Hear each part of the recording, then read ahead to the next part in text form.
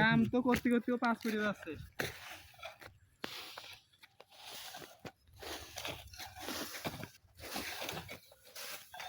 আসসালামু আলাইকুম। আপনারা দেখতে পাচ্ছেন আমরা তরমুজের জন্য বেড করতেছি। 12 মাসি তরমুজ চাষ করব এখানে। এই পুরোটা জমি 27-28 শতাংশ জমি হবে। আজকেই প্রথম বেড করা শুরু করলাম। 3 জনে কতটুকু বেড করেছে আপনারা দেখতে পাচ্ছেন। আমরা কিন্তু সারাদিনে এইটুকুই মাত্র বেড করেছি। এখন এসে মালচিং ফিল্ম বিছেছি। এটা পুরান মালচিং পেপার, দেখেন ছিদ্র। এটা আমরা আগে শসা লাগিয়েছিলাম, এখন আবার তরমুজের জন্য ব্যবহার করতেছি।